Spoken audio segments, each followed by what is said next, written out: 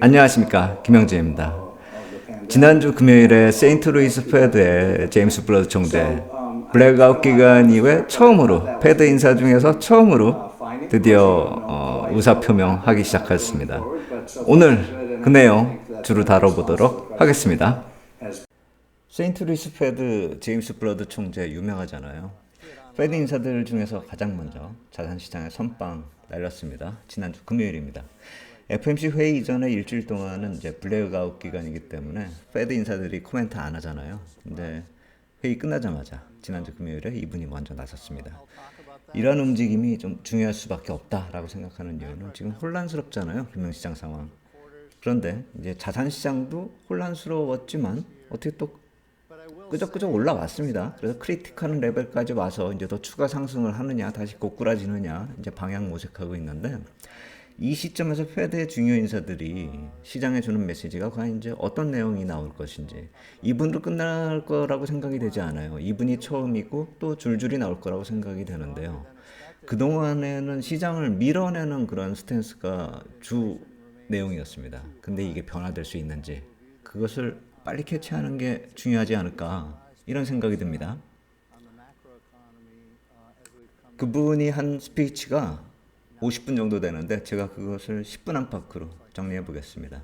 이번 스피치의 큰 주제는 금융시장 안전성 점검하고요, 거시경제 전망, 이런 타이틀인데 그 아래 이제 4개의 소주제가 있습니다. 첫 번째가 금융시장 점검하는 것이고요. 두 번째가 GDP 성장하고 노동시장 분석 통해 가지고 경제 흐름, 그리고 세 번째가 인플레이션 관련된 얘기입니다. 인플레이션, 기대 인플레이션, 디스인플레이션에 대해서 전반적으로 얘기를 하고 있고, 네 번째가 결론 부분 얘기가 나오고 있습니다. So financial stress has returned, so I'll just review some of the main things that have happened. SVB had a very unusual strategy from the point of view of other banks, which are far more conservative than they were. 첫 번째 금융시장 점검 내용을 보면은요, 최근에 나타났었던 그 실버게이트 캐피탈하고요, 시그니처, 실리콘밸리뱅크, 크레딧 스위스를 UBS가 인수한 거, 그걸 논하고 있는데 정책적으로 잘 대처하고 있고 추가적인 대처도 충분하다, 그리고 금융권의 건전성은 강력하다, 이런 평가죠. 자료에 그래프 나오는 거 보면은 세인트루이스 패드하고 블룸버그, 도이치뱅크 이렇게 각각 뽑는 그 파이낸셜 스트레스 인덱스 그래프가 나오는데 최근에 이제 빠르게 솟는 것을 볼 수 있죠. 물론 2008년이나 최근에 그 팬데믹 당시보다는 좀 높이가 낮으니까 급이 좀 적은 위기라는 거 그래프에서도 좀 찾을 수가 있는 것이죠.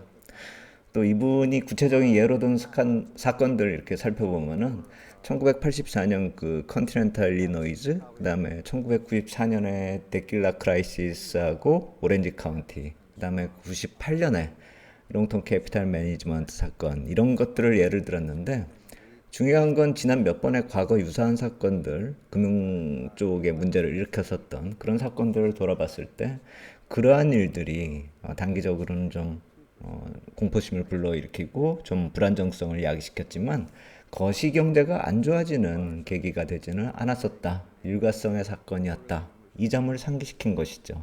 그렇기 때문에 현재 해결되고 있는 문제들 해결이 될 것이고 향후에 그것이 악영향으로 미칠 것이다 라는 그런 시장의 판단, 그리고 추측, 이런 것을 좀 막는 듯한 그런 분위기를 우리가 읽을 수 있습니다.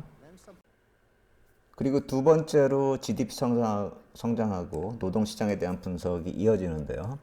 여기서 이제 포커스가 되는 것이 현재 빠르게 그림에서 보듯이 회복되면서 잠재 성장률 이상의 회복을 보일 것이라는 것, 또 개인 소비 지출은 기대 이상이라는 것, 이러한 점들이 강력한 그 거시경제를 뒷받침하는 데이터들이다, 이렇게 볼 수가 있는 것이죠. 노동시장은 사실 좀 불안 요인으로 연결 가능한 그런 데이터들이 보입니다. 일자리가 많이 생기고 있고 노동자가 부족하고, 부족한 이유는 또 노동시장에서 이탈한 그런 노동자들이 많다는 거, 이번에도 또 반복이 되고 있죠. 그래서 실업수당 청구 건수가 낮은 상태에 머무르고 있다, 뭐 이런 얘기. 그리고 그 이외에도 몇 가지 그래프가 show that the labor market situation is 계속 반복되는 unprecedented. The 얘기지만 gold line 과열 is, 상태에서 계속 available 개선되지 jobs, 않고 있다라는 점. which is job 이 openings 점은 plus the 좀 우리가 unemployment, 리스크 plus the 요인으로 employment, 인플레이션이 해결되지 and 않는 the 현재 blue line 상황을 is available 얘기하고 있다. workers 이 정도로 and the 좀 size of the 받아들이면 labor 될 것 force. So 같습니다. you can see here the blue line is usually above the gold line going back to 1980 in this picture. Gold line is above the blue line. So this is unprecedented almost. We had a little bit of this pre-pandemic in 2019, 2018 there in this chart. Turn to inflation, and we do want inflation to come down. We have a 2% inflation target in the U.S. 인플레이션 관련된 자료에서 희망적인 것이 관찰됩니다. 물론 현재 인플레이션은 높은 수준에 머무르고 있는 것이 또 확인이 되는데 기대 인플레이션이 빠르게 낮아지고 있다는 것이죠. 그리고 표현을 그대로 빌자면 이게 키 디터미넌트로 칭해지면서 올해 디스인플레이션의 진행이 가능할 것으로 보는 이유 중에 하나로 분석됩니다. 그리고 이게 마무리 부문으로 연결이 되죠. 금융시장 불안정성하고 거시경제 측면에서 금리와 관련된 중요한 코멘트를 찾는데 이러한 디스인플레이션도 작용을 합니다. 최근에 나타난 금융사건들이 국채금리를 낮췄다는 거, 그리고 10년물 국채금리가 50bp, 2년물이 100bp가 낮아졌는데 예전 같았으면 이거 낮아지고 하는 걸 그렇게 좋아하지 않았었죠.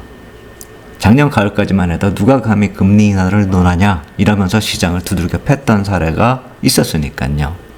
그런데 페드 인사들 중에서 블랙아웃 지난 다음에 바로 처음으로 선빵 날린 인사가 스탠스가 달라진 것을 보여주는 첫 번째 시그널이 될 만한 그런 코멘트가 나오기 시작했다라는 것이죠.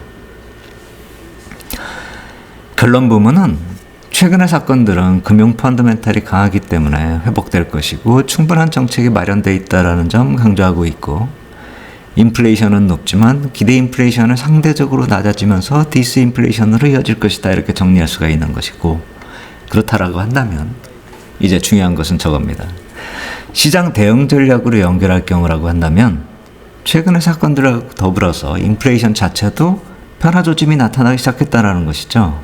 그래서 페드의 스탠스가 변화되었기 때문에 자산시장에서 문제가 계속 터지고는 있지만 만약에 정책 때문이 아니라 이런 단기적인 사건 때문에 가격 하락이 나타난다라고 한다면 도망갈 위기라기보다 하나의 기회로 이용해야 할 흐름이 아닐까, 그런 생각이 들게 하는 자료라는 것입니다. 이 얘기가 과연 맞는지 틀리는지는 저도 이제 시장의 흐름을 보면서 다시 한번 생각을 해봐야 될 것 같습니다. 월요일에 이 얘기가 나올 수도 있고 안 나올 수도 있을 것입니다.